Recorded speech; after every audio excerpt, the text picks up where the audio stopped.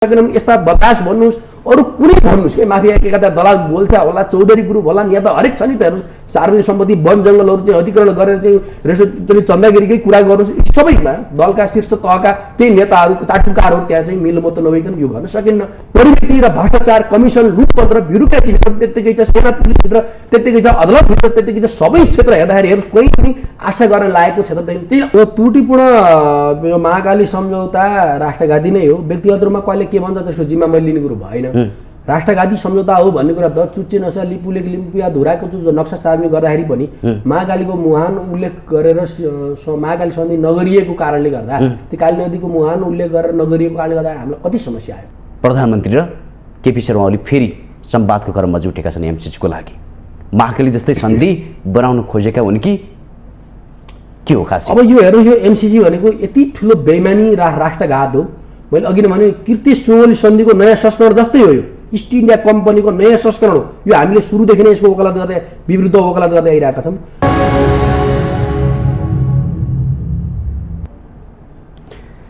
दर्शकबिन नमस्कार, स्वागत छ कार्यक्रम माउन्टेन संवाद। आजको माउन्टेन संवादमा बतास सुमाउको छलाङ एकाएक बाहिरियो। नारायणहिटी दरबारको सङ्ग्रहालय परिसरमा जथाभावी संरचना खडा गरेपछि त्यो बतास समूहको रहस्य बाहिर आएको। एकाएक बाहिर आएपछि अहिले बतास समूहको संलग्नता कहाँ छ, कुन कुन ठाउँमा छ भनेर संवाद, जानकारी, रहस्य बाहिरिरहेको छ। तर बतास समूहको के दोष?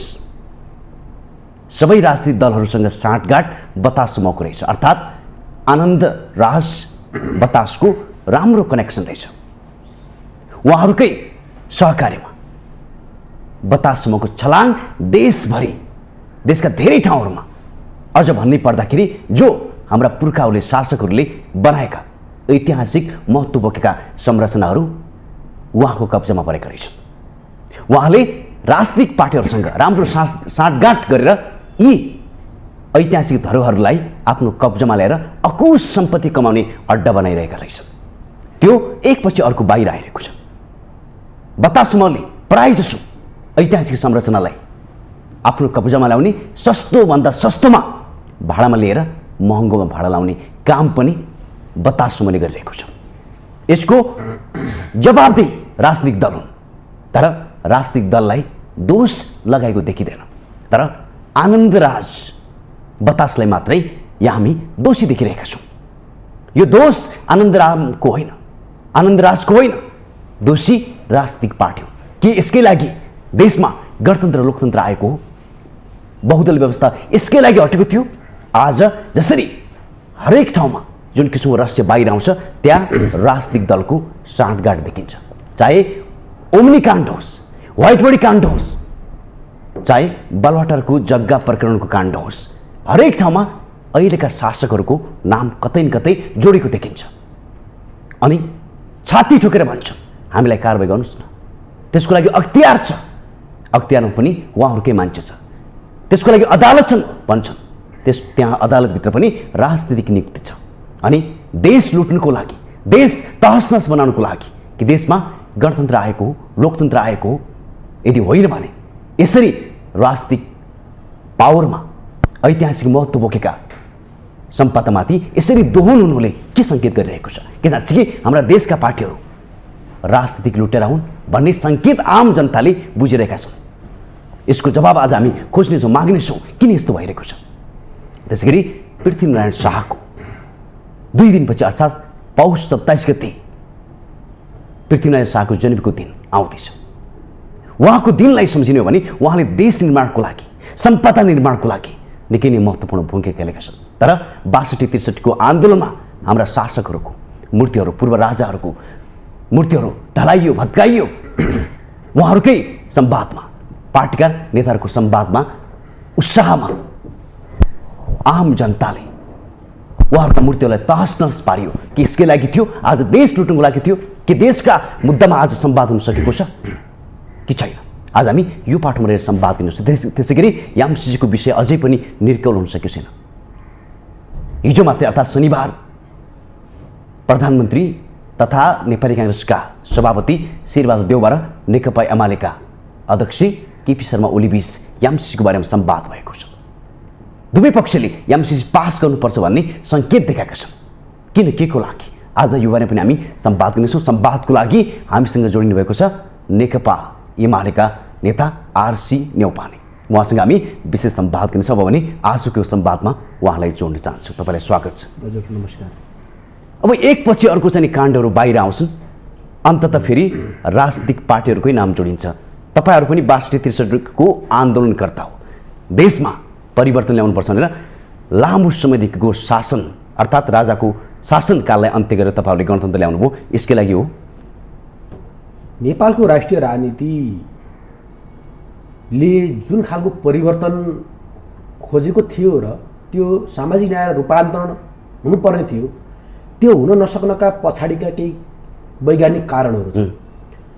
हाम्रो समाजको सामाजिक चरित्र अर्धसामन्ती र नवौपनिवेशिक प्रकृतिको चरित्र रह्यो र 62-63को आन्दोलन भन्नुहोस् या पटक पटकका चाहिँ परिवर्तनका आन्दोलनहरूले त्यो समाजको चरित्रलाई बदल्न सकेन। नयाँ उत्पादक शक्ति र उत्पादन सम्बन्धको विकाससँगै विकास भएको नयाँ उत्पादन प्रणालीले माग गरेको विचार नेतृत्व अनुरूपको एउटा चाहिँ मार्गदेश पहिल्याउन नसकिसकेपछि नेपालको समाजको चरित्र उही पुरानै अवस्थामा रहने र त्यो पुरानो समाजको चरित्रलाई चाहिँ राजनीतिक परिवर्तन आएको नेतृत्वले फेरि उही पुरानै ढर्राबाट हाँक्ने प्रवृत्ति जो नेपालको राजनीतिमा देखा पर्यो र त्यो प्रवृत्तिले नेपालको सामाजिक न्याय रूपान्तरणको मुद्दा अग्रमर्चमा भन्दा पनि आवरणमा अग्रमर्चमा, तर त्यसको व्यवहारमा फेरि उही हिजोको रूढताका बीचबाट राजनीतिक संस्कार जो संस्थागत भएर अगाडि आयो र त्यो पुरानो जड संस्कृतिलाई परिवर्तन गरेर नयाँ राष्ट्रिय राजनीति, नयाँ राष्ट्रिय एजेन्डाहरू, नयाँ राष्ट्रिय मार्गदर्शनहरू पहिलाउनुको निम्ति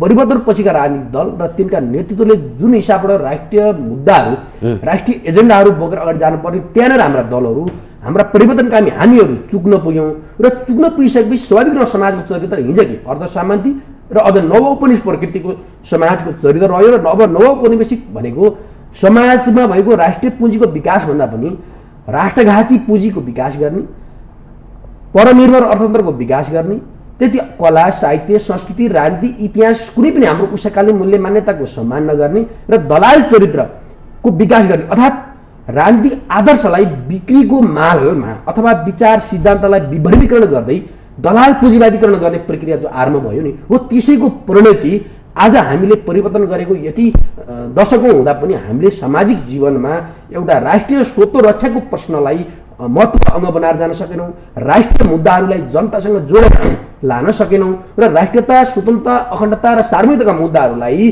जो जनताका अहम सवालका मुद्दाहरू थिए नि, ती मुद्दाहरूलाई हामीले प्राथमिकताका साथ लिएर जान सकेनौँ। कारण एकाधिकार दलाल पुँजीवादको चौमुलमा पछिल्लो राजनीतिक नेतृत्व राजनीतिक दलहरू फस्न पुगे र ती राजनीतिक दलभित्रका देशभक्त क्रान्तिकारी नेताहरूले पनि त्यो एकाधिकार दलाल पुँजीवाद अर्थात् सांस्कृतिक साम्राज्यवाद, नेपालको कला, साहित्य, इतिहास, राजनीति, नेपालको सामाजिक चरित्र, पुरानो एउटा असल इतिहासको रक्षा गर्ने सवालमा चुक्न पुग्यो र चुक्न पुगिसकेपछि सांस्कृतिक साम्राज्यवाद, विशेष गरेर इन्डो पश्चिममा सांस्कृतिक साम्राज्यवादले नेपालको समग्र क्षेत्रमा, त्यो राजनीतिको क्षेत्रमा भन्नुहोस्, कला साहित्यको क्षेत्रमा भन्नुहोस्, संस्कृतिको क्षेत्रमा, शिक्षाको क्षेत्रमा, उद्योग धन्दाको क्षेत्रमा, व्यापार व्यवसायको क्षेत्रमा समग्र राष्ट्रिय राजनीतिमा उसले प्रभाव जमाइरहन सक्यो। त्यो प्रभुत्वलाई तोड्न नसक्नुको दुष्परिणाम आज हामीले यो नियति भोग्नु परेको छ। ती बतास भन्नुहोस् अथवा चाहिँ ओम्नी भन्नु अथवा ललिता निवास भन्नुहोस् अथवा 48 सालका उद्योग धन्दा कल कारखानाहरू कौडीको मूल्यमा बेचेर कमिसन खाने काङ्ग्रेस नेतृत्वको सरकारको रवैया भन्नु, यी सबै जति पनि समाजमा विकृति विसङ्गति यो त्यो पार्टी भन्ने कुरो जो जति पनि विकृति विसङ्गतिहरू समाजमा झामिएका छन्, ती सबै हाम्रा राजनीतिक दलहरूले परिवर्तनपछि राजनीतिक परिवर्तनलाई सांस्कृतिक रूपान्तरणको माध्यमबाट अगाडि लानुपर्ने कुरामा चुके। राष्ट्रिय पुँजीको विकास गरेर एकातिर दलाल पुँजीवादलाई निस्तेज गरेर राष्ट्रिय पुँजी र राष्ट्रिय अर्थतन्त्र र स्वाभिमान अर्थतन्त्रको स्वाभिमान राजनीतिको विकास गर्ने सवालमा राजनीतिक पार्टीहरू नेतृत्वहरू चुक्न पुगेकै कारणले र एकाधिकार दलाल पुँजीवाद भन्नुहोस् वा सांस्कृतिक साम्राज्यवादको घेरा तोडेर नेपालको मौलिक राष्ट्रिय धर्म संस्कृति र नेपालको मौलिक राजनीतिक विकासलाई अथवा हाम्रो इतिहासको असल परम्पराको रक्षा गर्दै नयाँ क्रमभङ्गका साथ अगाडि जाने कुरामा दलहरू चुक्न पुग्नुको परिणति अहिलेका यी विकृति विसङ्गतिहरू हुन् भनेर बुझ्नुपर्छ। तपाईँलाई म एउटा प्रश्न जोड्न चाहन्छु। नेपाली काङ्ग्रेसको उद्घाटन सत्रमा राप्रपाका अध्यक्ष राजेन्द्र लिङदेनले अब नेताहरूलाई गाउँतिर त स्वर भन्न थाले भन्दाखेरि नेताहरू थरथर कामे। यति आक्रोश निकाले कि त्यो भनिसाध्य छैन। बडो कटाक्ष गरे, तर हेर्दाखेरि तपाईँहरूको व्यवहार हेर्दाखेरि आज बतासे समूह, नरायणी दरबार जसले ऐतिहासिक महत्त्व बोकेको छ, त्योभित्र रेस्टुरेन्ट खोल्नेदेखि लगायत धेरै संरचनाहरू बनाउन खोजिरहेको थियो, तर त्योभन्दा अन्य ठाउँमा पनि उसका संरचनाहरू छन्। अनि तपाईँहरू भन्दाखेरि चाहिँ नि हामी साँच्चीकै पूर्ण जनवाद मान्ने, जनतालाई सम्मान गर्छौँ भन्ने, तर हेर्दाखेरि अरूले बनाइदिएका सम्पदाहरू पनि यसरी दोहन गरिराख्नु भएको छ। अनि आरोप जति चाहिँ नि बतासे समूह, उम्री समूहले चाहिँ लिने, यसको कारण चाहिँ तपाईँहरू भन्ने अहिले स्वाभाविक हो। मैले अघि नै भने यसको मूल कारण राजनीति नै। हामीले ती बतास समूह अरू कुनै समूहलाई दोष दिनुभन्दा पनि मूलभूत रूपमा मूल पक्ष भनेको राजनीतिक पार्टी र राजनीतिक पार्टीले चलाएका राजनीतिक सरकारहरू जो छन्, ती सरकारहरूले उचित नीति कार्यक्रम र योजनाका साथ यो मुलुकको बागडोर हामीले सवालमा चुक्न पुगेको कारणले गर्दाखेरि यी खालका विकृति विसङ्गतिहरूका प्रवृत्तिहरू धाराहरू जन्मे। हामी ठिक हो, यी विकृति विसङ्गतिको मूल जड भनेको राजनीति। राजनीति के हो त? राजनीति त समग्र विकृति विसङ्गतिको अन्त गरेर समतामूलक समाजवादी समाजको चरित्र निर्माण गर्ने आधार हो।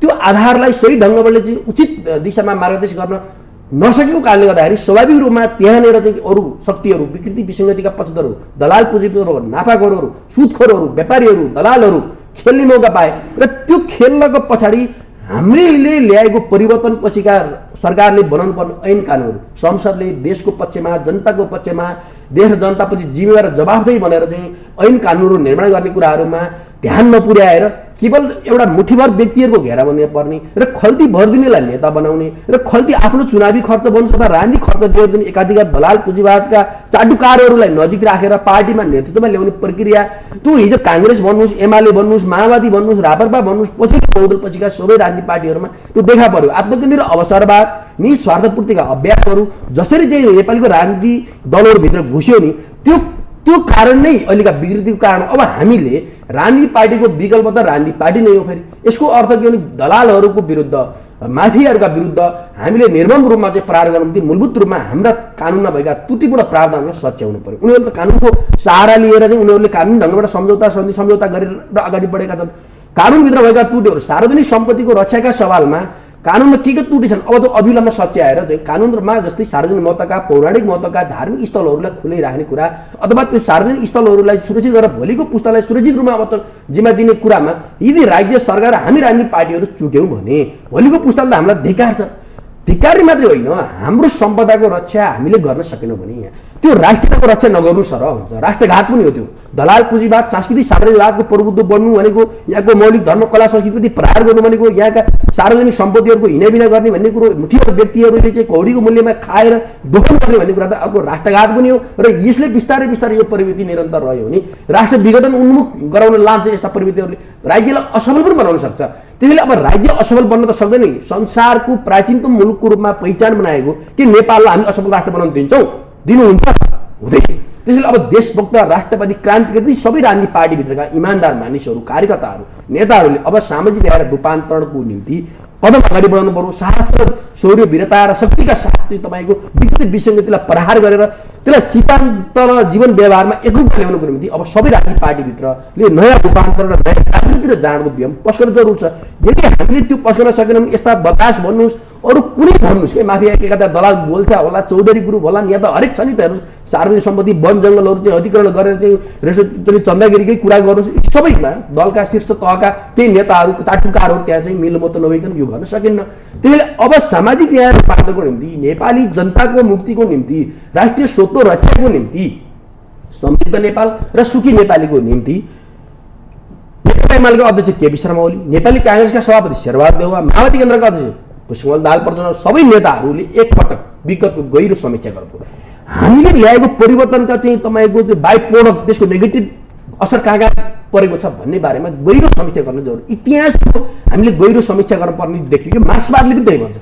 ऐतिहासिक भौतिकवादी समाजको चाहिँ तथ्य, सत्य, समाज निर्माण र त्यसको विकासका प्रक्रियाहरू र त्यसका कमी कमजोरीका आयामहरूको बारेमा ऐतिहासिक भौतिकवादी ढङ्गले हामीले समीक्षा गर्न सकेनौँ भने फेरि पनि हामी जुन गलत बाटोमा गइरहेका छौँ, अझै गलतमा फाँसिने र मुलुकको स्वत्व रक्षाको प्रश्न गम्भीर गर्न आउने स्थिति खतराको घन्टी बजिसक्यो। त्यसले गर्दा सबै दलहरू, शीर्ष नेताहरू एकपटक मातृभूमि, अपराजित मातृभूमिको माटो हातमा समातेर देश र जनताप्रति जिम्मेवार र जवाबदेही लिएर कि साँच्चै यो सामाजिक न्याय रूपान्तरणको अभियन्ता बन्न सकिन्छ भन्ने प्रण गर्न पनि बेला आइसक्यो। त्यसको निम्ति शीर्ष नेतृत्व नै रूपान्तरणको निम्ति तयार हुनुपर्छ। त्यसपछि तल सोपानमा सबै रूपान्तरण भएर समाजका मुद्दाहरूलाई, राष्ट्रियताका मुद्दाहरूलाई, स्रोत साधनका मुद्दाहरूलाई, समृद्ध नेपाल निर्माणका आधारहरूलाई तपाईँको चाहिँ हामीले व्यवस्थित ढङ्गले अगाडि लानको निम्ति हामीका कमजोरीहरू पहिला राजनीतिक पार्टीभित्रकै कमजोरीहरू, नेताभित्रकै खराब चरित्रहरूलाई हामीले पखाल्न जरुरी छ। यदि त्यो सकेनौँ भने फेरि इतिहासले यही प्रवृत्तिलाई निरन्तर दिन्छ भने एउटा प्रक्रियामा गएर खराब प्रवृत्तिको पनि क्रमबद्ध हुन्छ। त्यति बेला फेरि देशभक्त राष्ट्रवादी क्रान्तिकारी शक्ति यी राजनीतिक पार्टीभित्रैबाट जन्मेर खराब मुलुकलाई चाहिँ एउटा चाहिँ लैङ्गिक प्रवृत्तिमा लानु खोज्ने प्रवृत्तिका विरुद्ध त फेरि मसाल त बाल्छन् नेपाली जनताले। त्यति बेला फेरि नयाँ राजनीतिक इतिहासको आरमा पनि हुनसक्छ। त्यसमा त्यहाँ पुग्नुभन्दा अगाडि नै अहिले अझै समय बिग्रेको छैन। सबै दलहरूले राष्ट्रिय एजेन्डा, दीर्घकालीन प्रकृतिका मूर्त 7 राष्ट्रिय एजेन्डाहरू, त्यो नागरिकताको सवालमा, त्यो राष्ट्रिय सुरक्षाको सवालमा, त्यो कृषियोग्य भूमिको रक्षाको सवालमा, आवासको सवालमा, शिक्षा, स्वास्थ्य, रोजगारको सवालमा, निर्वाचन प्रणालीको सवालमा, राज्यको पुनर्संरचना, राज्यको सत्ताको कलाको सन्दर्भमा, छिमेकी चीन भारतसँगको मित्रतालाई नयाँ आवरणमा चाहिँ नयाँ ढङ्गबाट परिभाषित गरेर शक्ति सन्तुलनको सन्दर्भलाई, राष्ट्रिय र राजकीय शक्ति सन्तुलनलाई पनि यथेष्ट सम्बोधन गरेर कोही छैन पराई सबै एकता हो, हामी सबै एउटै घरका परिवार गर्ने भाव निर्माण गरेर हिमाल पहाड तराई कोही छैन पराई भन्ने भाव पश्चात राष्ट्रिय एकता, राष्ट्रिय शक्ति सन्तुलन र समृद्ध नेपाल र सुखी नेपालीको निम्ति अब हामीले एकपटक आफैबाट रूपान्तरणको अभ्यास सुरु गर्न जरुरी छ। त्यो शीर्ष नेतृत्वबाट सुरु होस्, त्यो कार्यकर्ताबाट सुरु होस्, त्यो फेरि राजनीतिक दल मात्रैको खराबी होइन, यहाँभित्र ब्युरोक्रेसी पनि खराब छ। यहाँको सेना भन्नुहोस्, पुलिस भन्नुहोस्, कर्मचारी समेत भन्नुहोस्, यहाँका संवैधानिक निकायहरूका व्यक्ति असाध्यै निहित स्वार्थपूर्तिमा लिप्त हुने, निहित स्वार्थपूर्ति निम्ति जे पनि गर्न सक्ने, जस्तासुकै राष्ट्रवादी सन्धि सम्झौता गर्न पनि तयार हुने प्रवृत्ति र भ्रष्टाचार, कमिसन, लुटतन्त्र, ब्युरोक्रेसी त्यत्तिकै छ, सेना पुलिसभित्र त्यत्तिकै छ, अदालतभित्र त्यत्तिकै छ। सबै क्षेत्र हेर्दाखेरि कोही पनि आशा गर्न लागेको क्षेत्र छैन। त्यही अब हामीले के नेपाल साँच्चै नेपालको इतिहासको रक्षा गर्ने हो भने समृद्ध नेपाल र सुखी नेपालीको एउटा चाहिँ जागृति हामीले साँच्चै व्यवहार कार्य गर्ने अब हामी आफूबाट रूपान्तरणको निम्ति सङ्कल्प गर्न जरुरी छ। यदि नेपाली जनता र यो मातृप्रति जिम्मेवार जवाफदेही नहुने हो भने ती नहुनेहरूको मट्यामेट हुन्छ र यो देश, यो जनता र यो उषाकालीन सभ्यता, मानव सभ्यताको केन्द्र नेपालको स्वतन्त्र रक्षाको प्रश्नसँग जोडेका यावत मुद्दाहरूको रक्षाको निम्ति तपाईँ हामी जस्ता देशभक्त राष्ट्रवादी क्रान्तिकारीहरूले फेरि नयाँ अभियान सुरु गर्दै यो देशको राष्ट्रिय स्वतन्त्र रक्षा गर्छौँ र यो देशमा भएका दलाल पुँजीपतिहरू, सुदखोरहरू, व्यापारीहरू, जो दलाल व्यापारीहरू छन्, जो तपाईँ काला बजारीहरू छन्, ती सबै खालका विषयहरूलाई समूल नष्ट गरेर फेरि सुन्दर प्राचीन नेपालको एउटा उषाकालीन नेपालको सगरमाथा कैलाश मानसरोवरमा सभ्यताको चाहिँ झन्डा गाड्न, चन्द्रसूर्य झन्डा गाड्नको निम्ति, राहतो हँसी हतौडा झन्डा गाड्नको निम्ति, राष्ट्रिय मुक्ति आन्दोलन र समाजवादी आन्दोलनको निम्ति तपाईँ तयार हुनुपर्छ। नेपाली जनता तयार पनि छन्। त्यसैले यो सबै समस्या राजनीतिसँग जोडेको हुनाले राजनीतिकै शुद्धिकरण हुन जरुरी छ भन्ने कुरा नै आजको अहम सवाल। तपाईँ भन्दै हुनुहुन्छ दलाल भ्रष्टाचारहरूलाई चाहिँ कारबाही हुनुपर्छ। तपाईँले यसो भनिराख्दाखेरि र त्यसै गरी तपाईँले के पनि भन्नुभयो भनेपछि हामीले चाहिँ नि राज्यको सम्पत्ति जोगाउनुको लागि चुक्नु हुँदैन भनिराख्दाखेरि हरेक ठाउँमा राजनीतिक दलका शीर्ष नेताहरूको नाम जोडिन्छ। अनि कसले जोगाउँछ भन्नु खोजे, चाहे ओम्नी काण्ड होस्, बालुवाटारको काण्ड होस्, हुँदाहुँदै बताससम्म पनि त्यसपछि यसको पछाडि राजनीतिक दलहरू नै जोड्यो हेर्दाखेरि। अनि तपाईँ भन्दै हुनुहुन्छ कि संरक्षण हामीले गर्नुपर्छ। तपाईँहरू नै भ्रष्ट भएपछि अब यसको आश कसबाट गर्ने? यो हेर्नुहोस्, यो मूल कुरा संस्कृतिसँग जोडिँदो रहेछ। संस्कृति भनेको मान्छेलाई सभ्य सुशिक्षित बनाउने एउटा प्रक्रिया हो र त्यो प्रक्रियाबाट मान्छे जब चुकेर चाहिँ मान्छेको स्वरूपमा चाहिँ राक्षसी भूमिकामा जब जान्छ नि त्यो व्यक्ति अथवा त्यस्ता जो राजनीतिक पार्टीका नेतृत्वहरू जो आफूलाई सभ्य संस्कृतिबाट स्खलित गरेर सांस्कृतिक साम्राज्यवाद, दलाल पुँजीवादी संस्कृतिको चाहिँ पिछलग्गु बनेर निस्वार्थपूर्तिको चङ्गुलमा जब फस्न पुग्छ नि, आखिर यो संसार, यो जीवन भनेको त छेडेको नि, भौतिक शरीर नाशवान शरीर हो। यो नाशवान शरीरमा अमरत्व भनेको त असल काम र कृतिले मात्रै हुने कुरा हो। तर हाम्रा राजनीतिक दलभित्रका नेताहरू सबै हो मैले भन्दिनँ, केही नेताहरू एउटा के सानो हामीले कुडीमा दुध उमाल्दै गर्दा तताउँदै गर्दा त्यहाँ सानो कागतीको रस थोरै पऱ्यो भने त फाट्छ। त्यसै एकाध नेताहरूले पार्टी सिङ्गो पार्टीलाई फटाइदिने स्थिति बनाइदिए। त्यसलाई चाहिँ बेलैमा चाहिँ रूपान्तरण गरेर शुद्धिकरणको प्रक्रिया तिनीहरूलाई आउट गरेर चाहिँ हामीले पार्टीलाई देश र जनतामा जिम्मेवार बनाउनु पर्ने त्यो हामीले नसकेको यथार्थ हो। मैले अहिले भनेर मात्रै तपाईँको मेरो पार्टी नेकपा एमालेकोमा एउटा कार्यकर्ता भएको नाताले मेरो पार्टीमा सबै मार्क्सवादी पार्टी भएको एकको दुईमा विभाजन हुन्छ, अरू पार्टी पनि त्यही हो। त्यहाँ राम्रा पक्ष पनि छन्, नराम्रा पक्ष पनि। तर नराम्रा पक्षलाई निस्तेज गरेर बेलैमा राम्रा पक्षहरू अगाडि लिएर गएर असल देशभक्त नेताहरूले पार्टीको नेतृत्व जो पछिल्लो समय राष्ट्रियताको सभामा केपी शर्मा ओलीले जो भूमिका देखाउनु भयो नि त्यो सकारात्मक अभ्यास थियो र चुच्चे नक्सा सार्वजनिक गर्ने सभामा केपी शर्मा ओलीले गरेको योगदान सकारात्मक थियो नाकाबन्दीदेखि लिएर पूर्वाधार विकास गर्नुभयो तर फेरि पछिल्लो समय उहाँलाई त्यो अगाडि बढ्नको निम्ति नदिने एउटा दलाल पुँजीवाद छ यहाँ त्यो हाम्रै पार्टीभित्र पनि छ त्यो अरू पार्टीभित्र पनि छ पार्टीभन्दा बाहिर पनि छ एउटा भूमिका गिरो जस्तो छ सबै पार्टीको नेतृत्व चलाउने खालको सत्ता चलाउने एउटा गिरोह छ त्यो गिरोह पञ्चायतकालदेखि नै सक्रिय भएको गिरोह छ पञ्चायतकालमा एउटा गिरोह थियो बौद्ध राजनीतिक गिरोह छ गणतन्त्र आइपिसी गिरोह छ त्यो गिरोहले केही गर्छु भन्नेलाई पनि गर्न नदिने घेराबन्दी गर्ने पनि सोचे जस्तै परमादेश प्रकरण जस्तो एउटा असंवैधानिक तरिकाबाट ओली सरकार ढाल्न पुग्यो नि उदाहरणको निम्ति भोलि त्यो नियति देवालले पनि भोग्न पर्ने हुनसक्छ प्रचलनले भोग्न पर्ने अरूले पनि भोग्न पर्ने हुनसक्छ अहिले ओलीलाई पर्यो भने नेकपा एमालेलाई पर्यो भने एउटा पाटो तर समग्रमा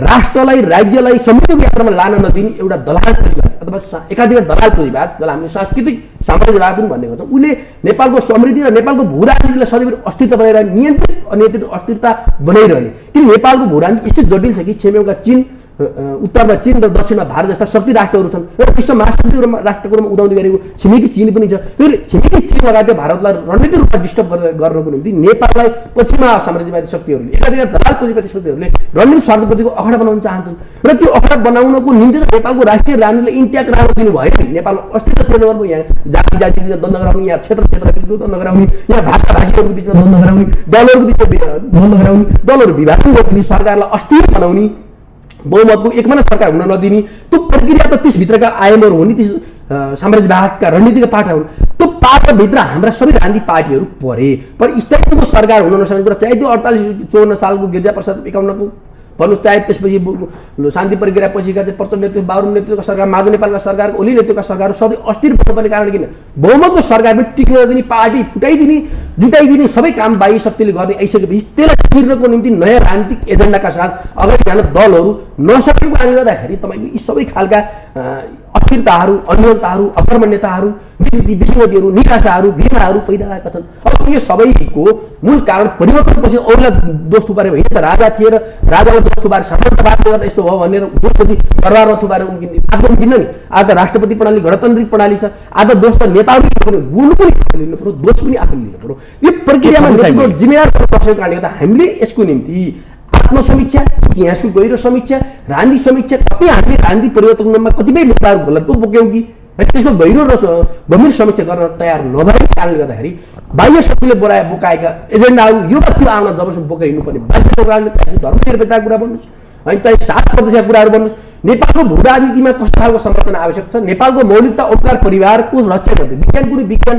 वैदिक सनातन हिन्दू धर्मको रक्षा गर्दै किराँत बुद्ध र वैदिक हिन्दूहरूको रक्षा गर्दै यहाँका त्यो धर्मभित्रका मौलिक पाटाहरू र वैज्ञानिक पाटाहरूलाई उजागर गर्दै अगाडि लगेर समृद्ध नेपाल बनाउन सकिन्छ भन्ने अध्यात्म भन्दा पनि युरोपियन अमेरिकाले थोपर्दै एजेन्डा बोकेर हिँड्ने प्रवृत्ति निरन्तर जारी छ यो प्रवृत्तिले गर्दाखेरि यो अवस्था आयो अब यसलाई हामीले चियो के थप्न मन लाग्यो तपाईँले विकासको कुरा गर्नुभयो यो विकासको कुरा धेरै टाढाको कुरा छ तपाईँहरूबाट आश गर्ने र भरोसा गर्ने कुराहरू धेरै टाढाको कुरा रह्यो यसो हेर्दाखेरि विकास होइन हाम्रो देशमा भएका सम्पदामाथि पनि तपाईँहरूले तहस नहस गरिराख्नु भएको छ त्यो सम्पदालाई दोहन गरिराख्नु भएको छ यो दोहन गर्ने प्रवृत्तिले हेर्ने भने देशको अर्थतन्त्र अझै अझै बढी घटेको जस्तो देखिन्छ तपाईँ भन्दैछ विकासको कुरा विकास भन्दा पनि जो हाम्रा शासकहरूले पूर्वजहरूले पुर्खाहरूले बनेका सम्पदा तपाईँहरू दोहन गर्न छोड्नु भएको छैन तपाईँहरूबाट विकासको आशा गर्न सकिन्छ अब हामी नेपालको राष्ट्रिय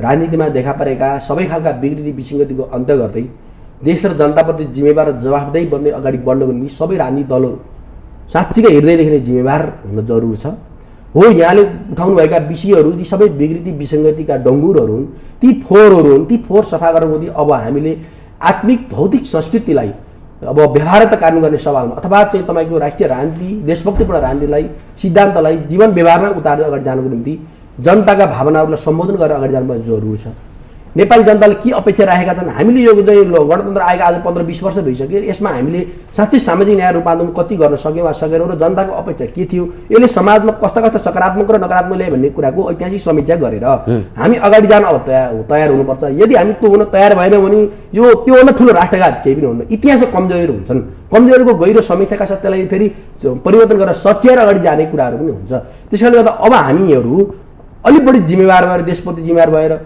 जनताप्रति जिम्मेवार भएर राष्ट्रिय मुद्दाहरू मैले अघि नै राखेँ ती राष्ट्रिय मुद्दाहरूलाई फेरि के थाहा मलाई नेपालको त्रुटिपूर्ण प्रावधानको जगमा निर्माण भएको संविधान 2072लाई संशोधन गरेर अब राष्ट्रिय एजेन्डाहरू त्यहाँ केन्द्रित गर्दै देश जनताको जिम्मेवार भएर जाने राजनीति गर्न तयार सबै दलहरू तयार हुनुपर्छ। सर्वपक्षीय सर्वदलीय सहमतिका साथ संसदले दलहरूले यी राष्ट्रिय मुद्दाहरूलाई शिरोधार्य गर्दै अगाडि जान अब विलम्ब गर्नु हुँदैन। हामीले तिनै एजेन्डाहरूलाई आत्मसात गरेर अगाडि जान तयार हो। जनतासँग गएर जनताको भावनालाई आत्मसात गर्दै जनताले दिएको मार्गदर्शनलाई आफ्नो राजनीतिक मार्गदर्शन गाइडलाइनको रूपमा लिएर अगाडि गयौँ भने फेरि हामीले साँच्चै समृद्ध नेपाल सुखी नेपाली बनाउन सक्छौँ। यहाँको एउटा चाहिँ यस्तो चाहिँ विविधता बिचको एकत्वको राष्ट्रिय मौलिक संस्कृति भएको देश संसारमा विरलै छ। विश्वको सबैभन्दा प्राचीन मुलुक पनि हो। एउटा चाहिँ हाम्रो शास्त्रमा कीर्ते सत्यवती यता तीर्था तु तपोवन मुक्ति द्वापरे मुक्ति सोपान कलौ नैपा कलापुरी। हेर्नुहोस् यो त तपाईँको चाहिँ सत्ययुगदेखि नेपालको इतिहासका यो कुनै पछि निर्माण भएको राष्ट्र होइन। यो त मानव जातिको उत्पत्तिकै अवस्थादेखि सृजित भएको एउटा अखण्ड राष्ट्र नेपाल हो। यस्तो इतिहासलाई अब हामीले पनि विदेशीको इसारामा बाह्य शक्तिको एजेन्डा बोकेर चाहिँ खण्डित गर्दै जाने विकृति विसङ्गतिहरू मौलत जाने निस्वार्थपूर्ति गर्दै परिवारवाद निजीवाद सबै क्षेत्रको स्वास्थ्य शिक्षा क्षेत्रका निजीकरणलाई चाहिँ खुला छोडिदिएर बर्मलुट गर्न दिने। अहिले कोरोना महामारी आएको छ आक्रान्त जनताको जीवन रक्षाको निम्ति मौलिक अधिकारहरू संविधान प्रदत्त पनि त्यसको व्यवहारमा कार्यान्वयन नगरी यी सबै खालका विकृतिहरू जो अब यसलाई हामी चिरेर साँच्चै नेपाली जनता 3 करोड नेपाली जनतालाई एउटा यो त नेपालको सुनको कचौरा हो नि सुनको कचौरामा बसेर अनि चाहिँ 2 पैसा दे दो भाइ या भनेर माग्न हिँड्नुपर्ने प्रवृत्तिको अन्त्य गर्नको निम्ति राजनीतिक रूपमै रूपान्तरण जरुरी छ। राजनीतिक पार्टीहरूले आफ्ना असल विचार सिद्धान्तहरूलाई जीवन व्यवहारमा उतार्नु छ। राजनीतिक पार्टीको नेतृत्वमा असल इमानदार देशभक्त क्रान्तिकारी व्यक्तित्वहरू नेतृत्वमा पुग्न जरुरी छ। कार्यकर्ता पुग्नु छ। अब पार्टीभित्र चाहिँ तपाईँको कालाबजारीहरू उद्योगीहरू व्यापारीहरू चाहिँ जब चाहिँ प्रवेश गर्दैछन् नेता बन्दैछन् त्यो प्रकृतिलाई पार्टीलाई त कालाबजारीहरूले कब्जा गर्ने भए काला उद्योगीहरूले व्यापारी माफियाले कब्जा गर्ने भए अनि भइसकेपछि पार्टी नै गलत तत्त्व हार्न गयो यो त्यो पार्टीलाई देश जनता पछि केही पनि गर्न सक्छ। त्यसले पार्टीभित्रको शुद्धिकरण रूपान्तरण सांस्कृतिक रूपान्तरण राजनीतिक रूपान्तरण अब हामीले विलम्ब गर्नु हुँदैन। त्यो हामीले राजनीतिक रूपान्तरण सांस्कृतिक रूपान्तरण गरेर अब एउटा सांस्कृतिक चेतना एउटा चाहिँ समवादी समाज निर्माणको निम्ति एउटा आधारहरू निर्माण गऱ्यौँ भने फेरि यी सबै खालका अवरोधहरू यी सबै खालका विकृतिहरूलाई हामीले समूल नष्ट गरेर साँच्चै सुन्दर प्राचीन उषाकालीन स्वर्णिम युगको नेपाल निर्माण गर्न सक्छौँ। संसारका सुन्दर सुखी र समृद्ध नेपालीहरूको राष्ट्र नेपाल निर्माण गर्न सक्छौँ। त्यो त विगत संकल्प राजनीतिक दलहरूले गर्नैपर्छ। मूल कुरा राजनीति हो राजनीतिमा नै रूपान्तरण जरुरी छ। तपाईँबाट नेपाली जनताले के आश गर्लान्? तपाईँलाई एउटा प्रसङ्ग जोड्न चाहन्छु। भारतको सहयोगमा निर्माण भएको धर्मशाला तपाईँहरूकै कब्जामा परेको छ। तपाईँहरूकै साँठगाँठमा त्यो पनि होटलमा परिणत भयो। पशुपति नदी तिलगङ्गा नदीको भारतको सहयोगमा बनेको धर्मशाला अहिले होटेल बनेको छ। प्रश्न गर्दाखेरि भिआइपी बाबाहरूको लागि भिआइपी पनि बाबा हुन्छन्। तपाईँहरूबाट आश के गर्ने यो होइन मैले यो अघि भने म त धर्मशाला त तपाईँहरू एउटा राजनीति पार्टीको कार्यकर्ता भएको नाताले मैले आफ्नो ठाउँबाट खेल्ने राष्ट्रियताको निम्ति जनतन्त्रको निम्ति जनजीविकाको निम्ति राष्ट्रिय मुक्ति आन्दोलनको निम्ति समाजवादी संस्कृति निर्माणको निम्ति मैले सकारात्मक भूमिका निर्वाह गर्ने कुरा बोल्ने लेख्ने पढ्ने कुरा अभियान चलाउने कुरा यसो गर्नुपर्छ भन्ने कुरा मैले आफ्नो धर्म निर्वाह गरिरहेको छु। म आफ्नो धर्मबाट चुकेको छैन मित्र। तर के हो भने हाम्रा राजनीतिक पार्टीहरू किन यस्तो भयो भन्ने सन्दर्भमा पार्टीलाई एउटा चाहिँ ब्ल्याक होलबाट अथवा चाहिँ एउटा भूमिगत गिरोहले सञ्चालन गर्ने प्रक्रिया त्यो हिँडेको निरन्तरता त्यो निरन्तरताको क्रममा नभएको कारणले गर्दाखेरि गर्छु भन्दा केपी ओलीले त गर्न खोज्नु भएको। केपी ओली नेपालको धर्म संस्कृति मौलिकताको रक्षा गर्दै ओमकार परिवारको रक्षा गर्दै नेपाली विशेषताको कम्युनिस्ट आन्दोलन नेपाली विशेषताको राष्ट्रिय राजनीति हुनुपर्छ र हाम्रा विशेषता हाम्रा जगमा हामी अगाडि जानुपर्छ। बाह्य शक्तिको बाह्य एजेन्डामा हामी हिँड्ने होइन भन्ने कुरा बारम्बार केपी शर्मा ओलीले त उच्चारण गर्ने प्रवचन दिने बोल्ने अभियान चलाउने काम त गरिरहनु भएको छ। त्यसैले केपी ओलीले गर्न चाहँदै पनि अब त्यो सबै विङ्सहरू तल तलका चाहिँ विभागीय विङ्स या त राजनीतिक नेतृत्वले एउटा विभागीय जिम्मेवारी लिने नैतिक जिम्मेवारी लिने एउटा पाटो हो।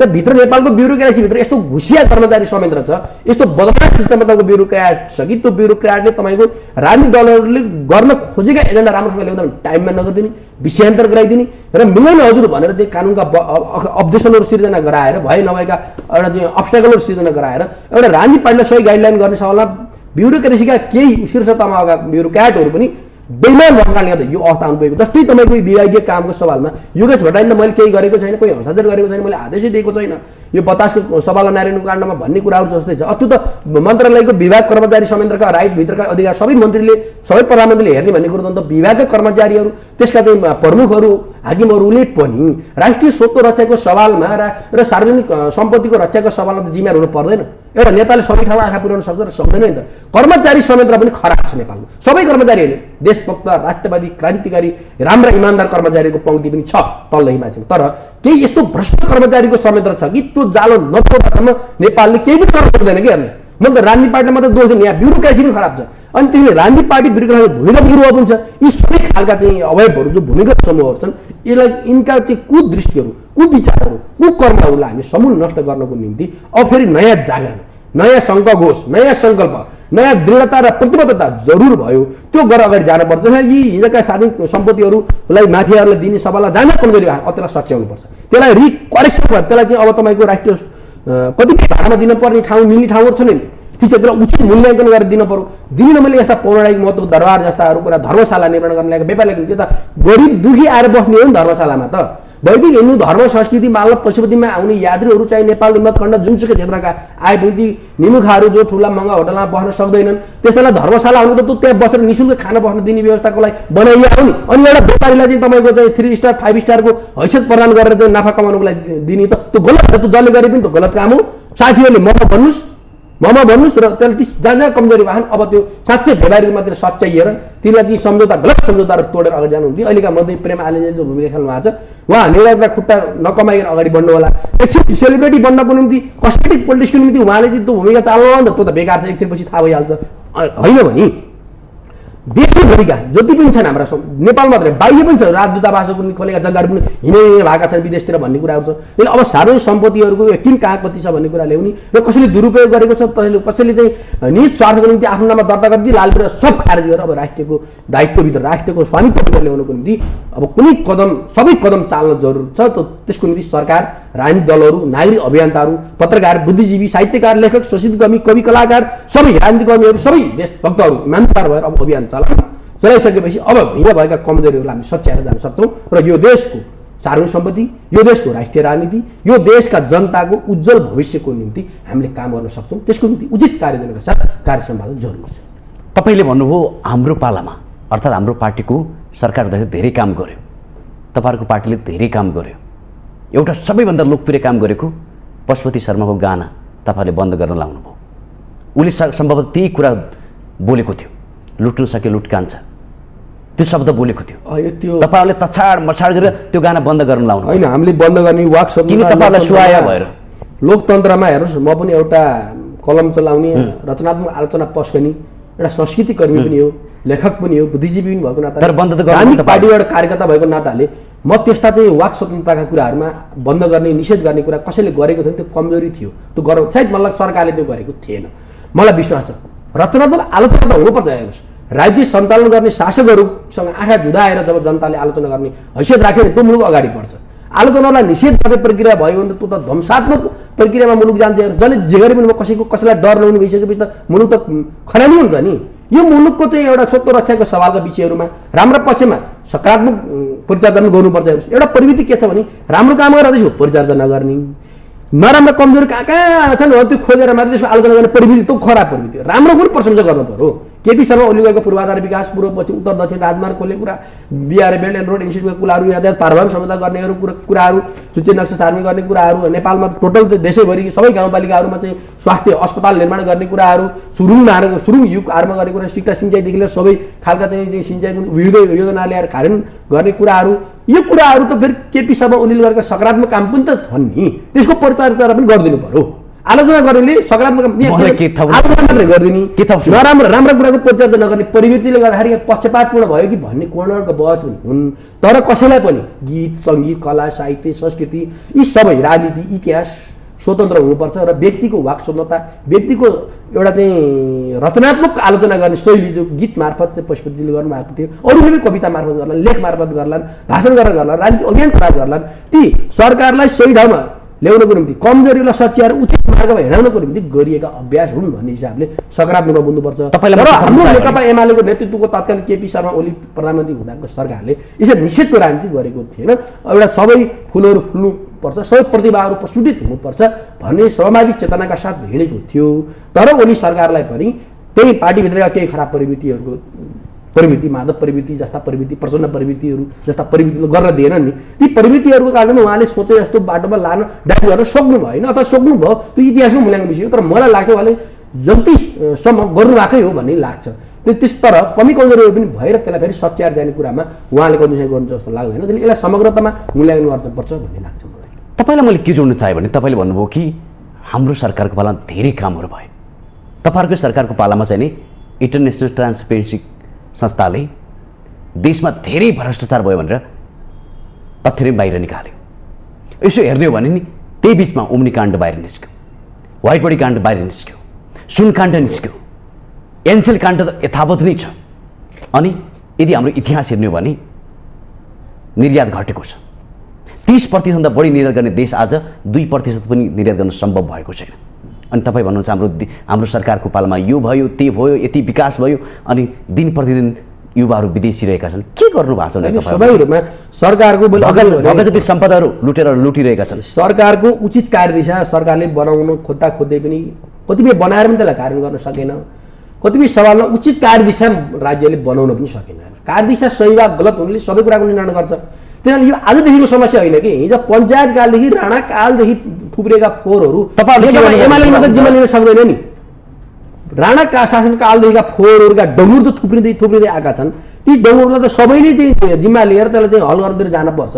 यो नेकपा एमालेको मात्रै समस्या, नेकपा एमाले सिर्जना समस्या 48 सालदेखि कमिसन खाने प्रवृत्ति, उद्योग धन्दा कौडीको मूल्य बेच्ने, युवाहरूलाई विदेश पलायन गर्ने, अहिले त्यसभन्दा अगाडि पञ्चायत कालमा चाहिँ तपाईँको यो नयाँ शिक्षाको नाममा पिसको गुठी बेच्ने, खरिद बिक्री गर्ने कानुनदेखि लिएर चाहिँ पिसकोर खडा गर्नेदेखि लिएर सबै खालको बिक्री त उति बेला पनि थियो नि। हिजैदेखि थुप्रिएका फोहोरहरूलाई हाम्रा राजनीतिक शासकहरूले त्यसलाई सच्याएर अगाडि लाने सवालमा किन सक्नु भएन अथवा प्रयास गर्दा पनि सक्नु भएन, त्यो उहाँहरूले मूल्याङ्कन गर्ने कुरा इतिहास मूल्याङ्कन पाटो हो। त्यसैले सबै कमजोरी एमाले गरेको अरू सबै भनेको होइन। बरु फोहोरहरू सफा गर्ने काम नेकपा एमालेको ओली नेतृत्वको सरकारले गर्यो। चाहे त्यो अझै अगाडि जानु मनमोहन नेतृत्वको 51 सालको सरकारले फोहोर नेपाली जनतामा निराशा, घृणा चाहिँ एउटा अकर्मण्यता चाहिँ सिर्जना भएको बेला मनमोहनको नेतृत्व सरकारले 9 महिना शासनकालमा सामाजिक न्याय र सुरक्षाको अवधारणा अगाडि ल्याएर जनतामा त जागृति जाँड ल्याउनु भएको। केपी शर्मा ओलीले ल्याऊ। हामी पूर्वाग्रह ओलीले गरेका कतिपय कमजोरीहरू पनि हामी सरकारमा बसेको हाम्रो डिबेट गर्न तयार छौँ। राम्रो पक्ष त धेरै राम्रो पक्ष नै भयो नि, मलाई गर्नै दिएन। त्यसैले गर्दाखेरि केपी ओलीले थुपारेको यो फोहोर त होइन। प्रधानमन्त्री रोजगार कार्यक्रमदेखि लिएर लाखौँ युवाहरूलाई नेपालमा स्वरोजगार दिनुपर्छ भन्ने पूर्वाधार विकासको सवालमा ठुलो लगानी गर्ने कुराहरूमा त केपी शर्मा ओली नेतृत्वको सवाल त गरेकै त हो, गरेकै हो, गर्न दिएन। गर्न नदिएका पाटोहरूलाई फेरि तपाईँ केपी ओलीकै मात्र अहिले सरकारले के गर्नुभयो? यो 5-7 महिनाको पिरियडमा 5 दलीय परमादेश गठबन्धनको सरकारले के गर्दै देखाएको जनताको पछि? मलाई एउटा चाहिँ नमुना दिन सक्नुहुन्छ पत्रकार मित्र? केही गर्न सकेको छैन। उनी सत्ता टिकाउनुमै आछु भइरहेको छ। कहिले कतातिर फुत्किन्छ कि भन्ने डर, कहिले कतातिर फुत्किन्छ कि भन्ने डर भएर एउटा सत्ता गठबन्धन, यो अपवित्र गठबन्धन जोगाउनतिर उद्धव शेरबहादुर पनि आजित भइसक्नु भएको छ। त्यसले गर्दा अब यस्तो प्रवृत्तिको निरन्तरता रहिरहेसम्म तपाईँ हामीले सोचेको सामाजिक न्याय निर्माण सम्भव छैन। अब सबै खालका विगत विसङ्गतिको अन्त हुँदै अर्ली चुनाव, आम निर्वाचनको घोषणा शेरबहादुर देउवाजीले गर्न सक्नुभयो र चुनावमा गइयो भने ताजा जनादेशले सबै खालका समस्याहरू हल गर्ने आधार निर्माण गर्नेछ। नेपालमा भएका त्रुटिपूर्ण ऐन कानुन पनि संशोधन गरेर चाहिँ देशभक्तिपूर्ण कानुनहरू, जनपक्षीय कानुन बनाउने प्रक्रिया आरम्भ हुनेछन्। त्यसको निम्ति अब यी अहिलेका सबै विकृति एउटा विसङ्गति अन्तको मूल एउटा निकास भनेकै यो अपवित्र गठबन्धनको परमादेश प्रकरणको यो गठबन्धन सरकारको विघटन र अथवा यो चाहिँ यो केही काम गर्न नसक्ने संसदलाई विघटन गरेर, प्रतिनिधि सभालाई विघटन गरेर ताजा जनामा जान्ने अभ्यास अब शेरबहादुर देउवाजीले गर्नुपर्छ। त्यो गर्नुभयो भने फेरि अब नयाँ ताजा जनादेशले यी सबै खालका शिक्षा, इतिहासबाट शिक्षा लिएर नयाँ कार्ययोजनाका साथ कार्य समाधान गर्नेछ भन्ने छ। अब के प्रश्न मैले परिवर्तन गर्न चाहेँ? तपाईँले भन्न त नेकपा एमाले मात्र दोषी होइन, नेकपा एमाले धेरै काम गरेको भन्दै हुनुहुन्छ। हिजोको संवाद अर्थात् शनिबारको संवाद नेकपा माओवादी केन्द्रका अध्यक्ष केपी शर्मा ओली र प्रधानमन्त्री तथा काङ्ग्रेसका सभापति शेरबहादुर देउवाजीबीचको जुन संवाद भयो त्यस क्रममा चाहिँ नि केपी शर्मा ओलीले के पनि भन्यो भने महाकाली सन्धि देशको हितमा छ। त्यो राम्रो सन्धि भएको थियो। यदि राम्रो सन्धि भएको भने नेपाली भूमिमा भारतको सेनाले सुरक्षा गर्छ त्यही ठाउँमा। तर हाम्रो जवानहरूले भारतको चाहिँ नि हरेक नाकामा चाहिँ नि नेपाली सेनामाथि विश्वास, तर हाम्रै भूमिमा हाम्रो सेना राखेर भारतको सेना राख्ने त्यो पनि सम्झौता हुन्छ। अनि फेरि तपाईँहरू एमसिसी सम्झौता गर्नको लागि तल्लिनु हुनु भएको छ। यो त्रुटिपूर्ण यो महाकाली सम्झौता राष्ट्रघाती नै हो। व्यक्तिगत रूपमा कहिले के भन्छ त्यसको जिम्मा मैले लिने कुरो भएन। राष्ट्रघाती सम्झौता हो भन्ने कुरा त चुच्चे नसा लिपुलेक लिम्पिया धुराको नक्सा सार्ने गर्दाखेरि पनि महाकालीको मुहान उल्लेख गरेर महाकाली सन्धि नगरिएको कारणले गर्दा त्यो काली नदीको मुहान उल्लेख गरेर नगरिएको कारणले गर्दा हामीलाई कति समस्या आयो र लिपुलेक लिम्पिया धुराका सीमाहरूलाई केपी शर्मा ओलीकै नेतृत्वमा नेपालको नक्सा बनाउने सभामा केही टेक्निकल समस्या त देखा परेन। महाकाली नदीको मुहान लिपुलेक लिम्पियाद्वारा कति त्यो लाइनलाई त्यो जलाधार लाइनलाई महाकाली सन्धि गर्दाखेरि त छोडिएको रहेछ। त्यसका पात्र पनि त यी दुईजना हुन्। त्यो त्यति बेला चाहिँ शेरबहादुर देउवाको सरकार थियो के अरे होइन, तर पात्र त दुवैजना हुन्। तब त्यो सरकारको बहुमतको सरकार पनि थियो, नेपाली काङ्ग्रेसकै नेतृत्वको सरकारले गरेको सम्झौता प्रतिपक्षले त्यहाँ आलोचना गरेर त्यस्तो राष्ट्रघाती सम्झौता गर्न दिनुहुन्न भने सब नेकपा एमालेमा ठुलो डिबेट भएर त्यही कारणले नै नेकपा एमाले विभाजित भएर वामदेवको नेतृत्वमा माले गठन भएको थियो। त्यो डिबेट त छ नि होला, त्यसको पक्षधरता केपीजी माधवजीहरू पक्षधरता हुनुहुन्थ्यो, वामदेवजीहरू त्यसको विरुद्ध हुनुहुन्थ्यो, अरू थुप्रै नेताहरू त्यसका विरुद्ध पनि हुनुहुन्थ्यो। तर चाहिँ महाकाली सन्धि यदि राष्ट्रवादी चाहिँ थियो भने त्यसको कार्यान्वयन किन हुन सकेन त 2 दशकभन्दा बढी हुँदाखेरि? त्यो तपाईँको अध्यक्षले सोध्नु पर्ला नि त्यो कुरा त। त्यो मैले अध्यक्षलाई सोध्दिनँ, यो इतिहासले प्रश्न गरेको छ हेर्नु, कोही कसैले गरेको जिम्मेवारी एउटा कुरा स्मरण गर्न चाहन्छु र महाकाली सन्धि सम्झौता नेपालको हितमा थिएन। म के जोड्न चाहन्छु, त्यो सन्धि सम्झौता हुँदाखेरि केपी शर्मा ओली नै पश्चिमबाट सूर्य उदाउँछ यदि यो सम्झौता गर्यो भन्ने कुरा पवित्र उद्देश्यका साथ केही हुन्छ कि राष्ट्रिय पुँजीको विकास नभएको जतासुकै दलाल पुँजीवादले चाहिँ अखडा जमाइरहेकोमा सन्दर्भमा महाकालीको खेरा गइरहेको जल स्रोतको उपयोग गरेर राष्ट्रिय पुँजीको विकास गर्न सकिन्छ कि भन्ने सकारात्मक सोच पनि उहाँको हुन सकु नि, एउटा देशको नेता भएको नाताले सकु, हामीले त्यसलाई सकारात्मक रूपमा। तर त्यो सन्धि सम्झौता गर्ने अभ्यासहरू जो हिसाबले गरे ती ड्राफ्ट डकुमेन्टहरूले नै बोल्छ त्यो नेपालको राष्ट्रिय हितमा थिएन भन्ने कुरा। अब हेर्नुहोस् पटक पटक चाहिँ हामीले यसबारे डिबेट गरिरहनुपर्छ भन्ने लाग्दैन, त्यो इतिहासको एउटा कालखण्ड भइसक्यो र अब सन्धि सम्झौता पुनर्गठन गर्ने पनि एउटा चाहिँ प्रभुत्व समूह पनि बनाएको छ, एउटा केही सबैले त्यसलाई पुनरावलोकन गर्ने अवस्था आउँछ होला। त्यसमा त्यो लुटिसक्यो त्यसलाई छोडौँ भन्ने कहाँ लुट्ने भन्ने कुरो त आउँदै आउँदैन। नेपालको हाम्रा वीर पुर्खाहरूले पूर्वमा ब्रह्मपुत्र, पश्चिममा चाहिँ तपाईँको चाहिँ कश्मीर, उत्तरमा चाहिँ तपाईँको चाहिँ कैलाश मानसरोवरको पठार क्षेत्र हुँदै यता दक्षिणमा गङ्गाको मैदानमा चाहिँ खुँडा पखालेर साँझ बसालेको सिमाना हो। कृत्य सोहोली सन्धिले नेपालको भूमि खुम्चियो। त्यो अहिले हामीहरू चाहिँ लाचार भएर हामीहरूले चाहिँ त्यसलाई हिजो चाहिँ मकाउदेखि हङकङदेखि बेलायतले खाएको चिले त फिर्ता गऱ्यो नि। कुनै चाहिँ नेपालको पनि स्वाभिमान र शक्ति राष्ट्र हुँदाका दिन हाम्रा सन्ततिहरू सके हाम्रै पाला नभए हाम्रा सन्ततिहरूले नेपालका ती हाम्रा वीर पुर्खाहरूले साँध बसालेको चौकिलाको खोजी त पक्कै गर्छ। हेर्नुहोस् इतिहासले गर्छ नि त खोजी। कृत्य सोहोली सन्धिले गरेका चाहिँ तपाईँको चाहिँ सङ्कुचना पारेको नेपाली भूभागमा चाहिँ सीमित भएर बस्ला र आज पो कमजोर छ। नेपालका राजनीतिक दलहरू उचित एजेन्डा पकाउन सकेका छैनन्। नेपालले खुट्टा कमाइरहेका छन्, राष्ट्रियताको पक्षमा वकालत गर्न सक्दैनन् होइन, थरथर काम छन्। र इन्डियन र युरोपियनहरूले भनेका मान्छे मात्र नेता हुने, मन्त्री हुने, सांसद हुने एउटा चाहिँ प्रभुत्व उपनिवेश नवउपनिवेश नेपालमा। त्यो कारणले अहिले हामी सङ्कुचनमा होला, तर यो देवभूमि हो, यो ऋषिभूमि हो। इतिहासको उसकालीन सभ्यता बगेको एउटा चाहिँ वीर शक्तिले सिञ्चित नेपाली माटो हो। इतिहासका एक दिन त नेपालले आफ्नो सीमा त खोज्छ नि। जङ्गे पिलरमा मात्रै तपाईँले के थप्नु पूर्ण ढङ्गले बसेको जङ्गे पिलरमा मात्रै नेपाली वीर पुर्खाका सन्ततिहरूले चित्त बुझाएर बस्लान् र बस्दैनन्। इतिहासमा एक दिन कृत्य सोहोली सन्धि खास गरेर नेपालका सिमानाहरू जहाँ थिए हिजो चाहिँ तपाईँको चाहिँ बङ्गालका मैदानदेखि लिएर पश्चिम कश्मीर हुँदै पूर्व ब्रह्मपुत्र हुँदै उत्तरमा कैलाश पठार क्षेत्रसम्मको त्यो नेपाली वीर पुर्खाका नाति पलाती पुस्ताले त फिर्ता ल्याउँछ। तपाईँलाई के थप्नु चाहियो भने हिजो महाकाली सन्धि गर्ने दुईटा पात्र अर्थात् प्रधानमन्त्री र केपी शर्मा ओली फेरि संवादको क्रममा जुटेका छन् एमसिसीको लागि। महाकाली जस्तै सन्धि बनाउन खोजेका हुन् कि के हो खास? अब यो हेर्नु, यो एमसिसी भनेको यति ठुलो बेइमानी राष्ट्रघात हो। मैले अघि नै भने कृत्य सोहोली सन्धिको नयाँ संस्करण जस्तै हो। यो इस्ट इन्डिया कम्पनीको नयाँ संस्करण हो। यो हामीले सुरुदेखि नै यसको वकालत गर्दै विरुद्ध वकालत गर्दै आइरहेका छौँ।